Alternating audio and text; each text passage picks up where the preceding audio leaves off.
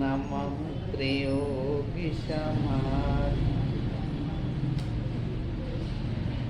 नमः त्रियोगी समाधि नमः त्रियोगी समाधि नमो अरिहंताणं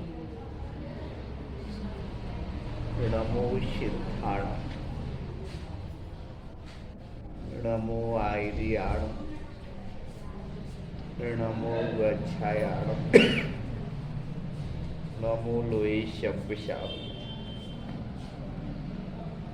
चत्तारि मंगलम अरिहंता मंगलम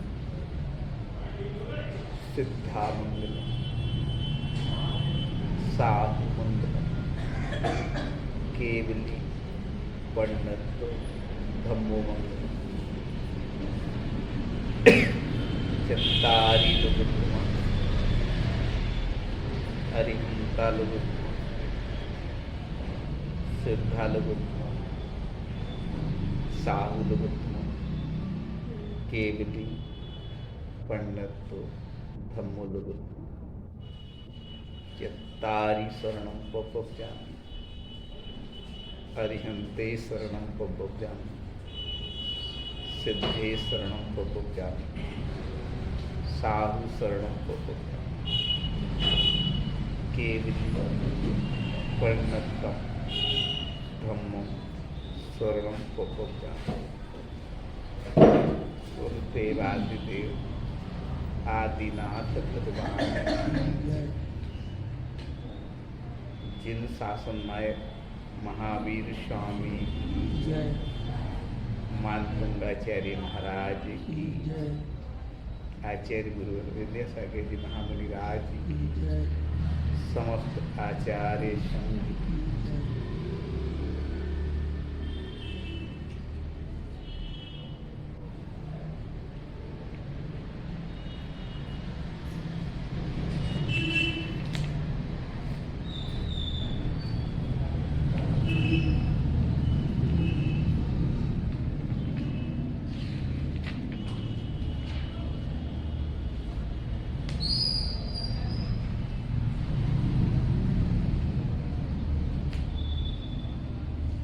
चत्तारि शरणं पपव्यामि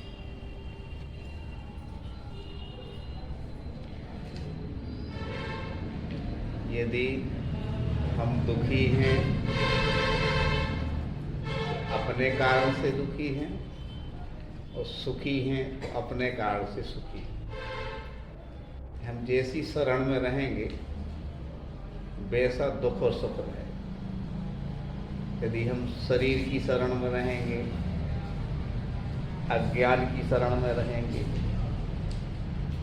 अपनी बुद्धि जो अनादिकाल से मिथ्यात्व में लगी है उसकी शरण में लगेंगे तो दुख मिलेगा ही मिलेगा। पत्थर पे हम बीज बोने की कोशिश करें, रेत में से तेल निकालने की कोशिश करें, छन्नी से पानी की चलनी उसमें पानी रुपाने की कोशिश करें। ये सब बातें बचपन से आप लोगों ने भी सुनी, हमने भी सुनी है, लेकिन अंदर से गड़ी इसलिए नहीं है बुंदेलखंडी में कहें क्योंकि हम सुखी नहीं होना चाहते। सुख की बात तो करते हैं लेकिन सुखी होना नहीं चाहते। छेड़ाला में भी ये लिखा है जे त्रिभुवन में जीवनंत सुख चाहे दुख ते भयभीत। यानी सुख तो चाहते हैं और दुख से भयभीत हैं। देखो चाहना अलग बात है, चाहने को तो व्यक्ति मन से कुछ भी चाहे कि ऐसा हो जाए, लेकिन होगा कब? जब हमारे अंदर इतनी विशुद्धि हो कि अपने स्वरूप का बोध हो जाए, अपनी आत्मा का बोध हो जाए तो सच्चे देवसात गुरु का बोध हो जाए। इसे धर्म की भाषा में सम्यक दर्शन कहते हैं। तो ये जैसे ही सम्यक दर्शन होगा तो सम्यक ज्ञान भी अपने साथ ही होगा। जैसे दीपक जलता है तो उसकी रोशनी भी होती है, रोशनी के साथ उसमें प्रताप मतलब उसमें गर्माहट भी आ जाती है। मतलब ऐसे ही सम्यक दर्शन और सम्यक ज्ञान एक साथ होता है, प्रकाश और प्रताप जैसा है। तो सम्यक दर्शन, सम्यक ज्ञान और सम्यक चारित्र हो जाए तब आपका मोक्ष मार्ग शुरू है।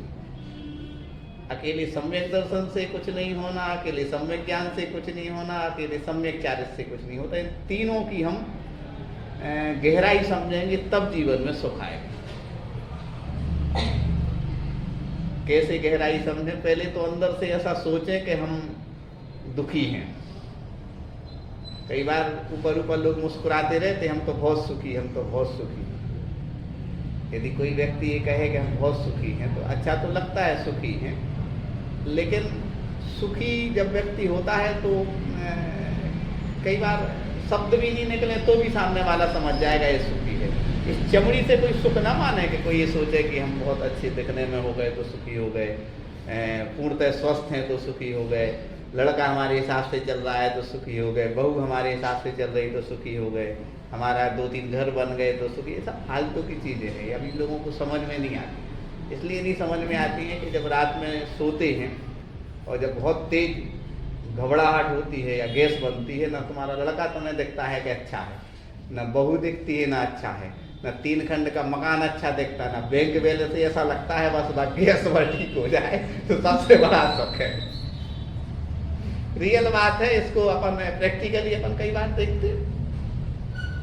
जैसे अभी भक्तानंद जी का उल्लेख किया माँ साहब की तरफ से, तो हमारे अंदर एक विचार आ रहा था कि हम तुरंत कहते हैं कि ये बहुत अच्छा काम है, लेकिन तुरंत कहने की अपेक्षा सुख के रास्ते पे जो चलता है, धर्म के अनुष्ठान कराने में उनको मन लगता है। जो दुख के रास्ते पे चलता है उन्हें किटी पार्टी देने में मन करता है, उन्हें फालतू के नाटक जितने संसार में होते उसमें रख। पैसा तो पुण्य से आया, लेकिन उस पुण्य को आपने कहाँ किस जगह लगाया? 1 घंटे को आपको साइकिल मिली या अब तो घर घर गाड़ी हो गई, पहले हुआ करता था, हम छोटे थे, छोटे क्या मतलब 8-10 साल 15 साल पहले की गाड़ी ली दिन भर के लिए किराए से 1200 रुपये में दिन में, कि 1200 लगेंगे दिन की और आपको यहाँ तक जाना है, सागर तक जाना है और आना है।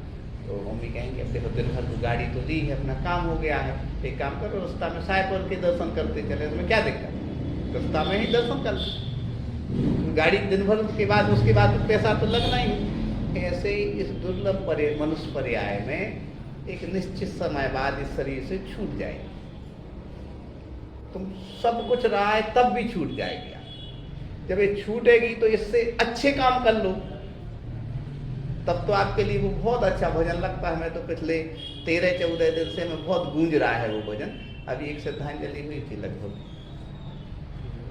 12-13 दिन 14 दिन हो गया, तो उनको एक प्रिय भजन था वो कि काहे उड़ा दे चदरिया अब चलती भी नहीं, नैन कहें प्रभु दर्शन तो कर ले, हाथ कहें दे दो आहार, पाँव कहें तुम तीरथ तो कर ले। बड़ा भजन है। लेकिन उसको एक और बहुत गहरी बात है कि जब अर्थी पर चिता पर लेटा दिया तो ऐसा कहते कि हाड़ जले जैसे लकड़ियाँ और केस जले जैसे घास के कूदा। कितना ही अच्छा शैम्पू डाल लो, कितनी हेयर ड्राई कर लो, हमें बहुत कहना पड़ता है, लेकिन इन सब चीज़ों से आप झुटला नहीं सकते। सच्ची चीज़ को हम झुटलाने की पूरी कोशिश कर रहे हैं, तो हम उसको बुरा नहीं मानते हैं कि अपन बाह्य रूप से 4 लोगों में रहना है तो ठीक रहना चाहिए, हम इसको बुरा नहीं मानते कि आप हेयर डाई कर रहे हैं, हमें कोई बुरा नहीं लगता। लेकिन अंदर ये भी रहना चाहिए कि ये सच्ची चीज नहीं है। यदि अंदर गड़ गई ना ये बात, तो आप सब करते होगे भी अपने उसमें रचोगे बचोगे नहीं। जैसे भरत चक्रवर्ती थे, घर में रहते थे, 96 उन 1000 रानियों के बीच थे, उसके बाद ही अंदर वो बात गड़ी थी। आप लोगों के अंदर वो बात गड़ी रहती है दिमाग में। क्यों गड़ी रहती है? क्योंकि जब बात अपन कोई चीज़ सुन के जाओ ना तो वो बात लगती। देखो हमारा यहाँ कोई बात कहने में स्वार्थ तो है नहीं कि हमें बड़कुल जी को खुश करना है, कि मम्मी को खुश करना है, कि अच्छी बोल के गए। भैया हमें तो इस आत्मा को ऐसा सुखी करना है जिसको कि द्वारा मतलब ऐसा जीवन में अवसर आए तो उसको तुरंत दिमाग में यह चीज़ बैठ जाए कि यार ये बात बिल्कुल सही है। सुखी होने का सिर्फ एक ही रास्ता है, हमारी दृष्टि कैसी होना चाहिए, सही होना चाहिए, जिसे धर्म की भाषा में सम्यक दृष्टि कहते हैं। सम्यक दृष्टि व्यक्ति को कभी कोई दुखी नहीं कर सकता। वो दुख आएगा भी वो तो वो अपने ज्ञान से फिर घटा लेगा। क्या लगा था? चक्रवर्ती सी संपदा और इंद्र सरी के भोग और काक भी संगनत है सम्यक दृष्टि। अब वो सम्यक दृष्टि तो थे, मुनि मानतुंगा चाहिए महाराज कि जैसे राजा ने आज्ञा दी कि उनको लगा तुम्हें आज्ञा नहीं सुहाई, अहंकार के कारण नहीं कि हम इतने बड़े क्या हैं मुनि हैं, मुनिराज, बल्कि इस कारण से यदि भी विरागी व्यक्ति, दिगंबर साधु व्यक्ति राजा की आज्ञा में चलने लगेगा तो उस राजा का हित हो जाएगा, उस पर गुमान आ जाएगा कि हम सबको चला सकते हैं। तुम अपनी आत्मा को अपने हिसाब से तो चलाओ, दूसरे को चलाने का भ्रम क्यों है? दूसरे को चला रहे, उनके कुछ उसमें काम धंधे चलते सो चला रहे, लेकिन उनका तो कोई काम धंधा नहीं चलता, तुम क्या करोगे?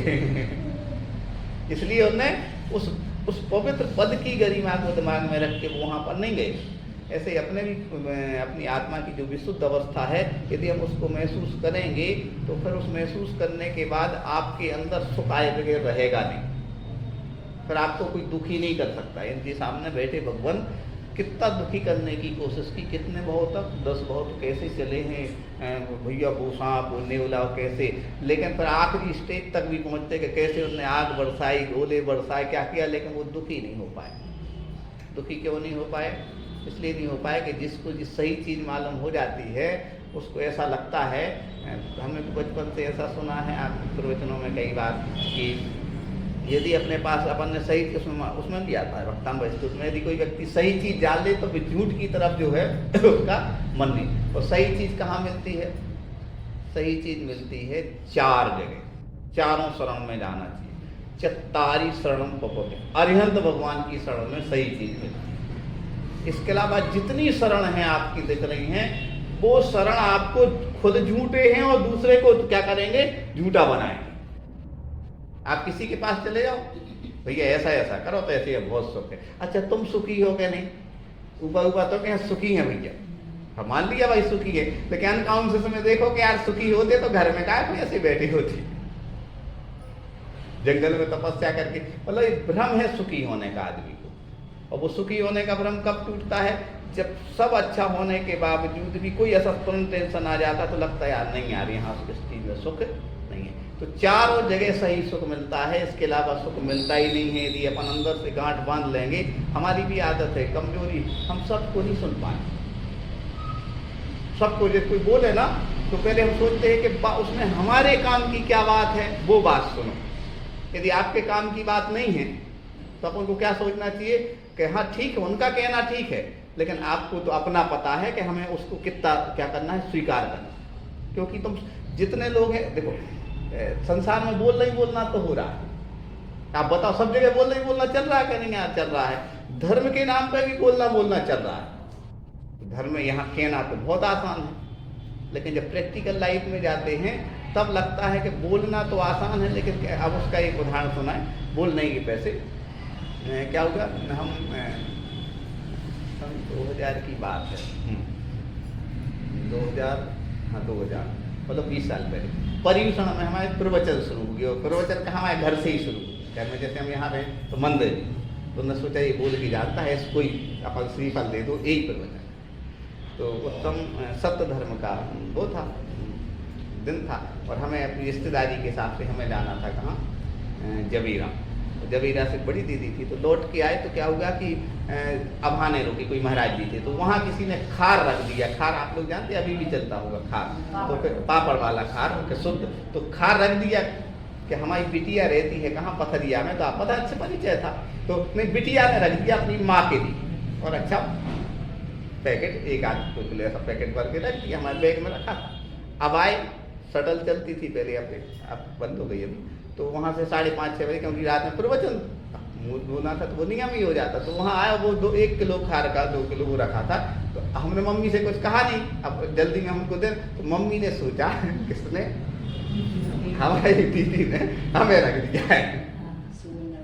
तो उनमें उसमें से क्या किया, कुछ खार उन्होंने निकाला, अब खार निकाल दिया।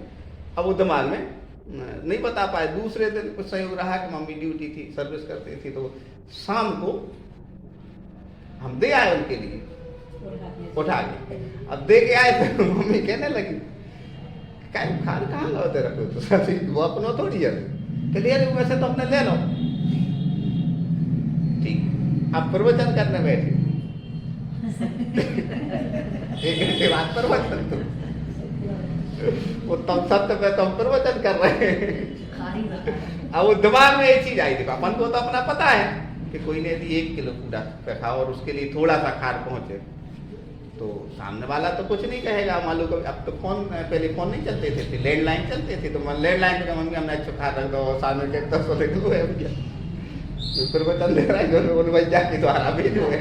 प्रवचन करने वाले भैया दिमाग में तो चलता हो गया कि यार बिटिया ने तो बहुत सारा भेजा था, इनने जो था अब कौन से वो बिल्कुल उधर, और जैसे ही वो भाई सामने आई तो हमें कह आई कि हम कौन से सत्य धर्म की बात करें कि इनका खाल लाए थे हम, और आधे से आधा अपने घर में छोड़ दिया। भले अनजाने में गलती हुई, चाहे जानबूझ के हो चाहे अनजाने में हो, गलती गलती कहलाती है। अनजाने की गलती जल्दी माफ हो जाती है, जानबूझ के गलती में अनंत संसार होता है। तो यहाँ बैठ के बड़ी बड़ी बातें करना तो बहुत आसान है कि सुखी है तो वो 4 शरण में पहुंच गया, और दुखी है तो शरण में नहीं पहुंचा। लेकिन जब प्रैक्टिकल लाइफ में आते हैं तब वो एकदम क्या नहीं हो पाता है, फॉलो नहीं होता है। लेकिन कभी कभी फॉलो हो जाता है तो वो हम आपसे बातें शेयर करते हैं। हम खुद अनुभव करते हैं अनेक बार कि जैसे 4 शरण हैं अरिहंत भगवान की। मंदिर की सीढ़ी चढ़ते ही कितनी विशुद्धि क्यों नहीं बढ़ती कि भगवान हम सबसे बड़ी शरण में जा रहे हैं। अरिहंत भगवान का ये समूषण लगा है, आप लोग पूजन करते हैं तो पूरा समूषण का स्वरूप है, भामंडल है, अष्टप्रातिहारे हैं, चमर है, ये सब पूरा समूषण लगा है। समूषण माना जाता पर समूषण में बैठे, लेकिन इतनी विशुद्धि नहीं आ पाती। मंदिर जी में हम जो मतलब क्रियाएं कर रहे हैं इतना अंदर से विशुद्धि के साथ डर के करना चाहिए, विशुद्धि के साथ डर के, घबरा के डर में के नहीं, विशुद्धि के साथ डर के। 3 लोग के नाथ बैठे हैं, इनके सामने हमें क्या सोचना क्या नहीं सोचना, क्या कहना क्या नहीं कहना, क्योंकि अन्य क्षेत्र कृतम पापम धर्म क्षेत्र विनश्यति और धर्म स्थाने कृतम पापम बजले को भविष्य। तो इस स्थान का एक बहुत इतनी जब अपने अंदर विशुद्धि आएगी कि हम सबसे बड़ी शरण में आ रहे हैं। 4 शरणम अरिहंत भगवान की शरण। अब संयोग रहता है अपना कि अपन इतने पुण्यात्मा नहीं होते, कई बार घर परिवार में हैं तो सूतक पातक होते हैं, परिस्थितियां होती हैं, सादा विधि कर्म के उदय आते हैं तो मंदिर की सीढ़ियाँ ही नहीं चढ़ पाते हैं। अब ऐसे समय में कह दिया सिद्ध भगवान शरण, अब नहीं पहुंच पाए तो मंदिर, तो सिद्ध भगवान तुम जहां हो वहां सिद्ध भगवान की शरण में। अब उसमें आप मायाचारी लगा लें, आजकल लोग मायाचारी करने लगे कि वो तो शुद्ध बुद्ध है भैया, मंदिर अंदर का ठीक है, वो तो निमित्त है, माध्यम है। लेकिन मंदिर में जितनी विशुद्धि है, जितनी तन्मयता और तालीमता मूर्ति को देख करके आती, क्या वो दुकान पर बैठ के तुम आज है जब चित कालवा होते नहीं। हाँ, आपका कहना ठीक है कि सिद्ध है बुद्ध है, हम उसको गलत नहीं मानते, लेकिन अपन प्रैक्टिकली करो ना इस चीज को कि जो विशुद्धि हमारी मंदिर में बढ़ रही है वो उतनी घर में नहीं बढ़ पाती। क्यों नहीं बढ़ पाती है? क्योंकि द्रव्य क्षेत्र काल भाव का प्रभाव पड़ता है। इसलिए उस चीज को हमें ये सोचना चाहिए कि सिद्ध भगवान की शरण में तो हम खुद सिद्ध स्वरूप, जैसे हमारे अंदर सामर्थ्य शक्ति है, लेकिन पहले हमें क्रम से चलना पड़ेगा कि जो आगम का सिद्धांत है। आगम का सिद्धांत क्या है? आप 8वीं सीढ़ी पे सीढ़ी चढ़ना चाहो, मुंह के बल गिरोगे कि नहीं गिरोगे? वृद्धावस्था में गिरते हैं लोग। वृद्धावस्था में पूरा जीवन मन का धर्म किया, अब वृद्धावस्था में समझ में आ रहा है कि मन का धर्म नहीं था, जो आचार्य ने कहा है वो धर्म था। श्री मूल संग शिवज्जनन बंद जगत रेखम सर्वाद नायक मनंत श्रीमूल संग मतलब जो केवल ज्ञानी के द्वारा जो चली है, परंपरा आगम से चली आई, वो धर्म है। आपकी बुद्धि से धर्म नहीं चलेगा। हम अपनी बुद्धि से तो अभी धर्म चला लेंगे। हमारा पुण्य कर्म का उदय है तो 50 लोग सुनेंगे भी, और पुण्य कर्म का उदय हो जाए तो 1000 लोग सुनेंगे। अच्छी कविताएं गा दें तो 2000 लोग सुनेंगे, और बहुत अच्छे से अच्छे तर्क सिद्धांत और गुम्मट सार सबकी ऐसी गाथाएं समझा के एक एक रख दें तो हजारों हमारे फॉलोवर हो जाएंगे।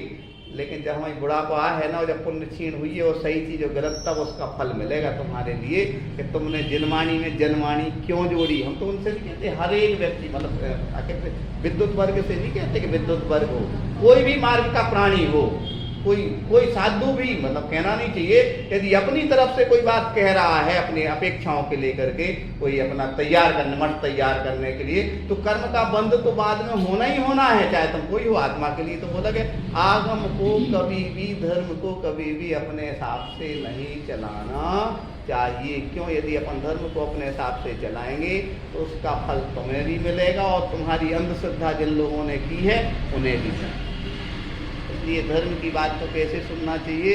बिल्कुल पूरी गहरी और विशुद्धि के साथ सुनना चाहिए कि इसमें वास्तव में कई बार आप लोग सुनना, यदि हम कोई बात ऐसी शुरू करें ना, ऐसा नहीं ऐसा, ऐसा नहीं ऐसा।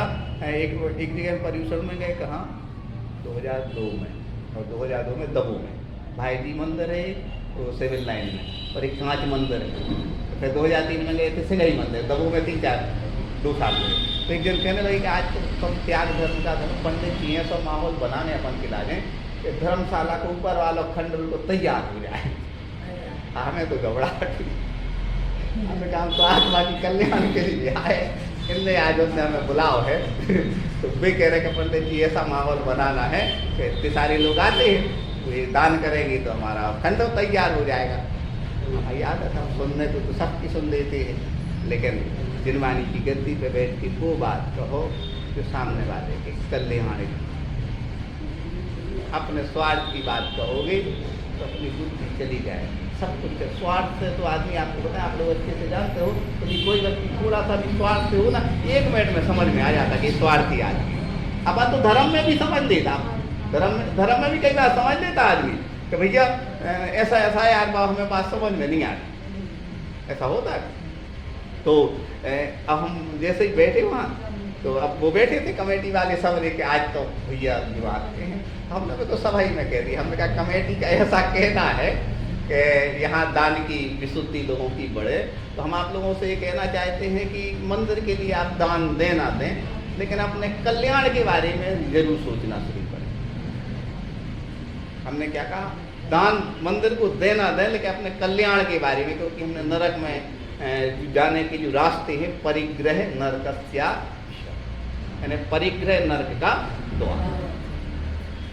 हमने कहा जितने लोग यहाँ पर खूब संपन्न होना चाहते, क्योंकि बहुत सारे लोगों की ऐसी सोच रहे थे कि हम पैसे वाले बने, और पैसे वाले बनने के लिए कुछ नहीं करना आपको, आप तो जितना कमा रहे हैं उसका दशांश देते जाएं, सिर्फ इस उद्देश्य से कि वो हमारे जीवन में कल्याणकारी है, उसके अलावा कुछ नहीं है। तो आप पैसा संभाल नहीं पाओगे।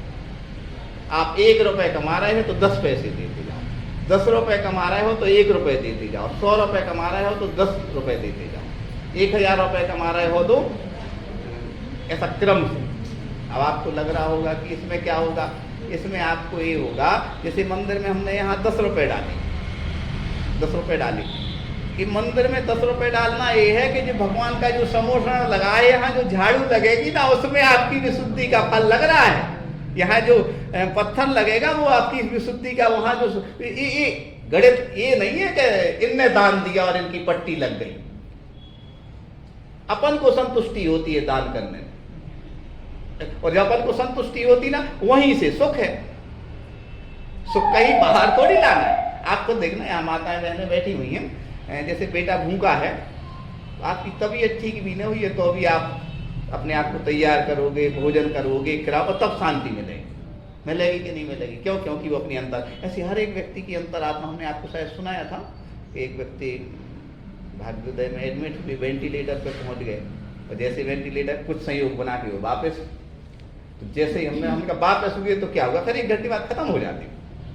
फिर उन्होंने किसी को नहीं देखा कि मंदिर ले चलो, वो नीचे मंदिर है, वहां गए तो 3 परिक्रमा लगाई उन्होंने, और बहुत बच्चों जैसे रोने लगी, प्रमुखामंत पड़ गई, और पत्नी बाजू में थी तो पत्नी को देखा नहीं, बल्कि एक जितने पैसे लिए हो तो मंदिर में डाला, क्योंकि लोगों को पता रहता है कि हमने कैसे कमाई की है। जब कई बार कमाई का जरिया मालूम होता है ना, तो फिर लोगों को लगता है आप क्या करें उससे। तो हम आपसे ये नहीं कह रहे हैं कि अच्छी या बुरी कमाई की हम उस पर चर्चा करेंगे, लेकिन दान जो होता है अपनी संतुष्टि और विशुद्धि के लिए।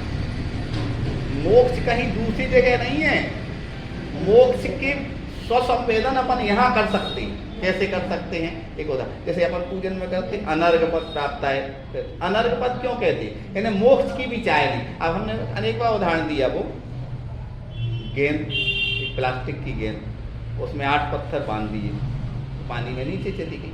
एक एक पत्थर अपन अलग करेंगे तो अपने आप ऊपर आ जाएगी। ऐसे ही अपने अंदर जैसे जैसे विशुद्धि, निर्मलता, पवित्रता, संयम आदि धारण करेंगे, अपने अंदर की विशुद्धि बढ़ती जाएगी। अपने आप संसार में रह करके भी आप संसार से ग्रस्त होते जाएंगे, सुखी हो जाएंगे। सुखी होने के लिए आपके लिए ये थोड़ी देखना है कि वहां सुख मिलता है। अब उसके लिए क्या जरूरी है? उसके लिए सिर्फ एकमात्र काम जरूरी है। आज से ही अपन शुरू करेंगे कि जो कभी नष्ट नहीं होती है वो होती है अपनी आत्मा, जो कभी परिवर्तित नहीं होती है वो होती है अपनी आत्मा। अब आप खुद अपने जीवन को उठा के देख लें, इतने कष्ट सहे हैं आपने।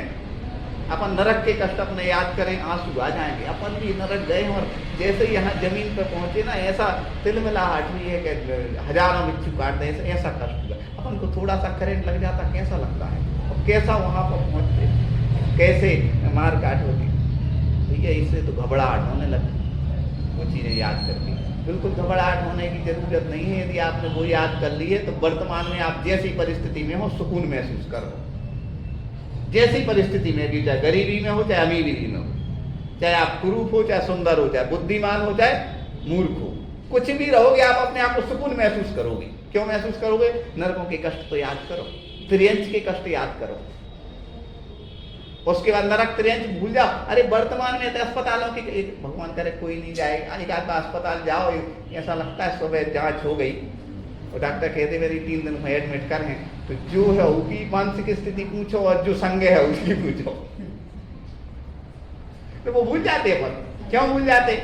उस समय तो लगता है, उस समय हमने तो कई बार देखा है कि जब हम भी उसमें शामिल रहे कि जैसे ही शाम को लगा कि अब 3 दिन रहना है, तो वो अस्पताल ऐसी लगती है, वो घर ऐसा स्वर्ग सा लगने लगता है कि यार घर में निश्चिंता से। हम आज सोच रहे थे अभी कि हमारे जीवन का बहुत अच्छा समय निकल रहा है, हो रही है। मंदिर जी के पास घर है, अपनी दिनचर्या के हिसाब से चल देते हैं। दिनचर्या से यदि दिनचर्या अव्यवस्थित है तो व्यक्ति का मन ठीक नहीं रहता। आप अस्पताल में जाकर के देखो, पूरी अव्यवस्थित हो जाती। हम तो कहीं नहीं सो पाते, आप लोगों की नेचर जैसा भी हो, नींद, भोजन, हम ये नहीं कह रहे कि जिनवाणी पर बैठ के चीज़ों का उल्लेख करना चाहिए, लेकिन जहाँ जैसी अनुकूलता रहती है उस हिसाब से अपनी मन स्थिति बनती। इतना आपका पुण्य कर्म का। अभी हमने कोई से हम चर्चा कर रहे थे, उसके लिए भैया हम तो वहाँ 2 घर कमरा को घर जरूर है, लेकिन हमें तो अपने घर ही अच्छा लगा। हम तो दुनिया में कहूँ हुआ हमें, लेकिन हमें तो घर ही में नींद आती, ऐसा कहते हैं। क्यों? क्योंकि उसके प्रति आपकी निश्चिंतता रहती है, निराकुलता रहती है। निराकुलता का नाम क्या है? सुख है। आत्म को सुख सो आकुलता बिन। अब ये समझ लिया कि जिन जिन चीजों में आपकी आकुलता बढ़ती है, आज ही सोच के जाए कि वो वहां दुख है। आकुलता तो किसी क्षेत्र में जैसे ही आकुलता बढ़ रही और सोच लो कि नहीं यार ये आकुलता बढ़ रही है, इसका अर्थ है।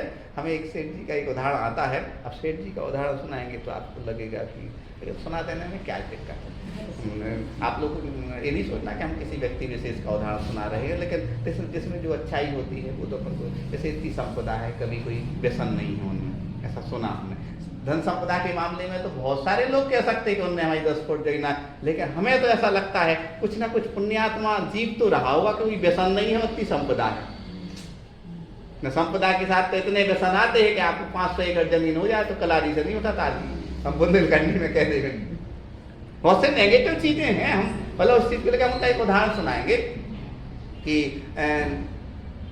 जब एक बार क्या होगा कि वो तिजोरी में ऐसा वो कर दो, मतलब कोई ऐसा स्विच लगा देते हैं, ऐसा कुछ होता है कि यदि चोर तिजोरी में ताल वो चाबी जैसे खोलने की कोशिश करेगा तुरंत घंटी बज जाएगी।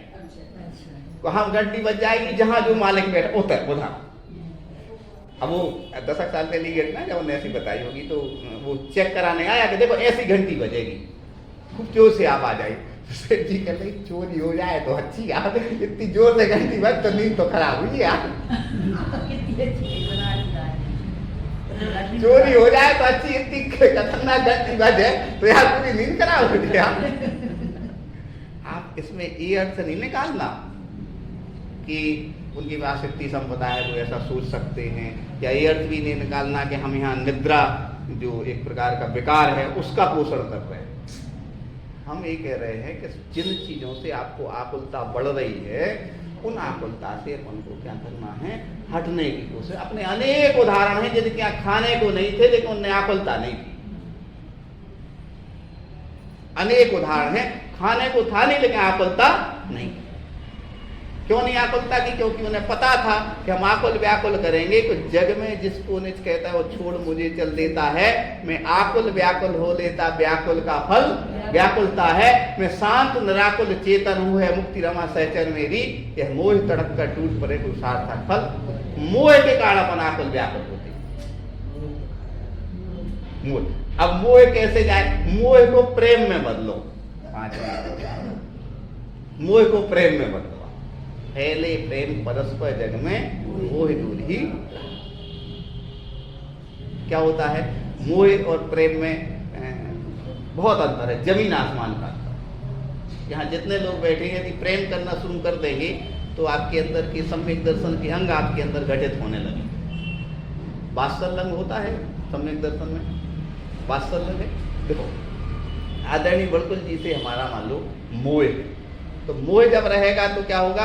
ये दुबले होंगे तो हम टेंशन में आएंगे, ये बीमार पड़ेंगे तो हम आकुल व्याकुल होंगे, यदि हमसे कुछ कह देंगे तो और ज्यादा हम दुखी होंगे, कि हमारे अनुकूल चलेंगे तो खुश होंगे, प्रतिकूल चलेंगे तो दुखी रहेंगे।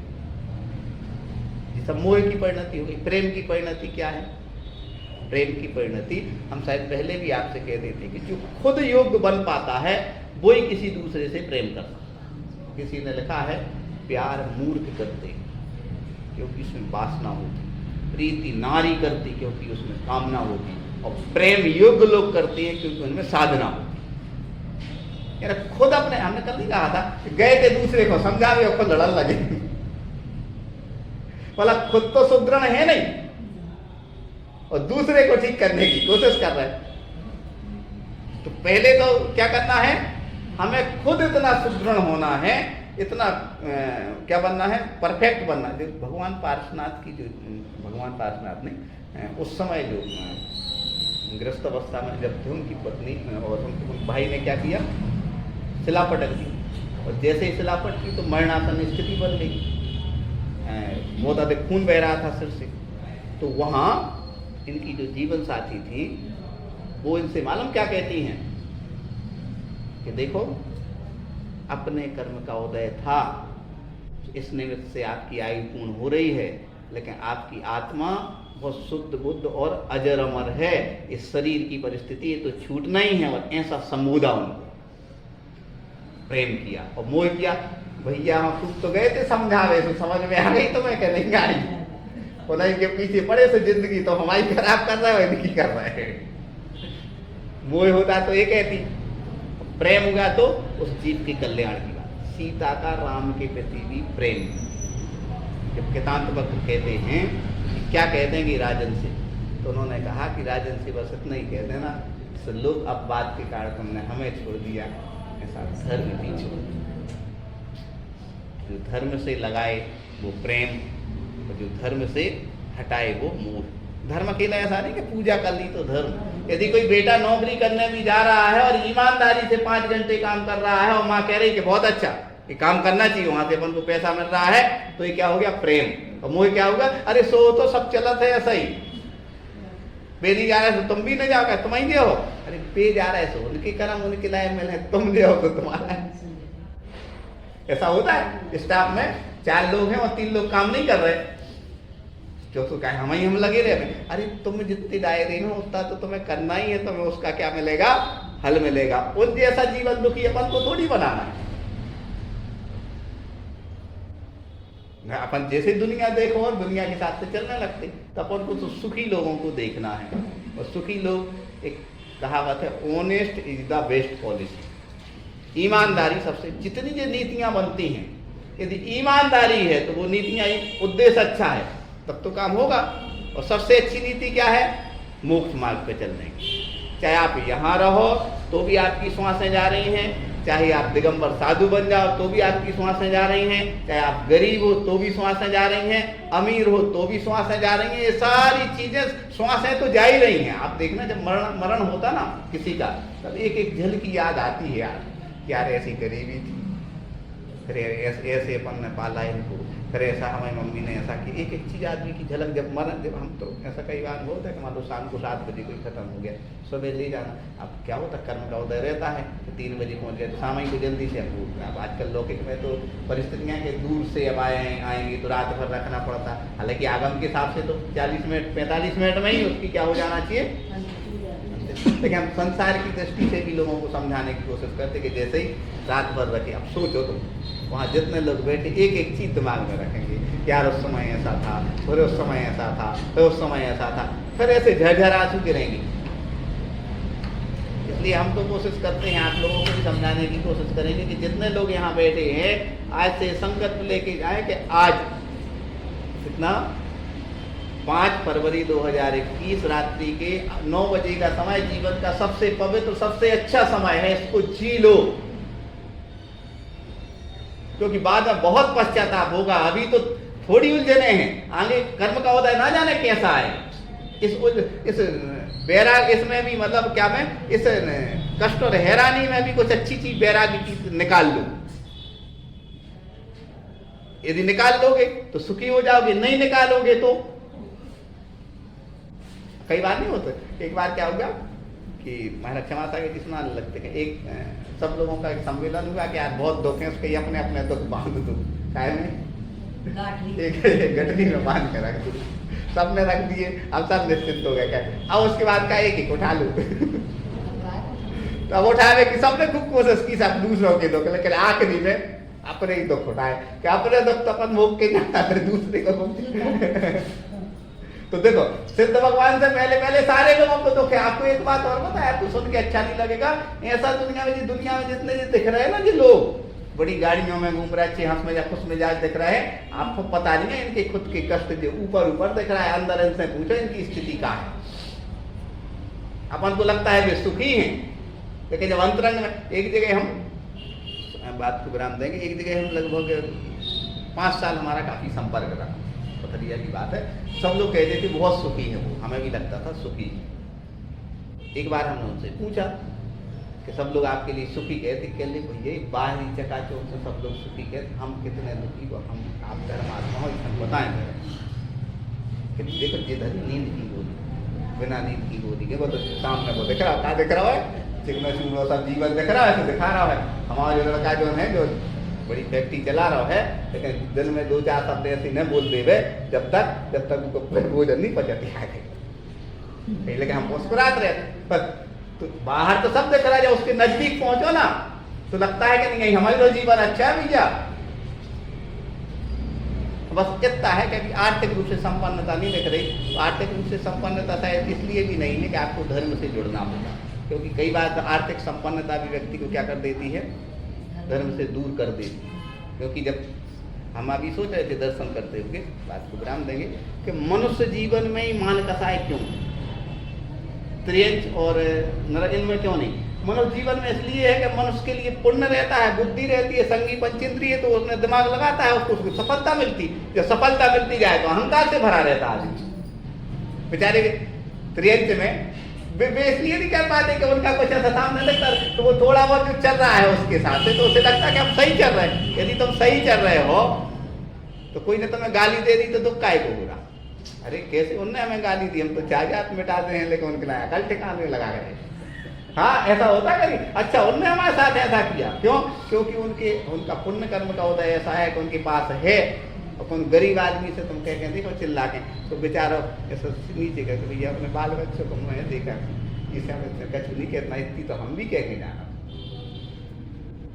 गरीब आदमी कई बार क्या होता है झुक जाता है, क्यों झुक जाता है, क्योंकि उसके लिए लगता है उसको अहंकार नहीं है दौलत का। अमीर गरीब और अमीर, सबसे ज़्यादा तो अमीर वो है जो भगवान की भक्ति करके जानता है, और सबसे ज़्यादा गरीब जो वो है जो ईश्वर से नहीं जुड़ा है। क्योंकि गरीबी और अमीरी इस बाहरी दिखावे से नहीं होती। बाहरी गरीबी और अमीरी कहते कि दुकान पे एक वो गई, किसी ने कहा अच्छी सी साड़ी दे दो, हमें मालकिन की बिटिया की शादी में देना है। उसी दुकान पे मालकिन गई, कहने लगी ऐसी सी दे दो, काम वाली को देना है। तो काम समझ ला कौन है, दुकानदार ने कि अमीर कौन है और गरीब कौन। हम ये नहीं कह रहे कि अपन को लुटाना है, ना लुटाना है अपन को, तो वो चीज़ जो अपने अंदर सुख देती है वही चीज़ देखना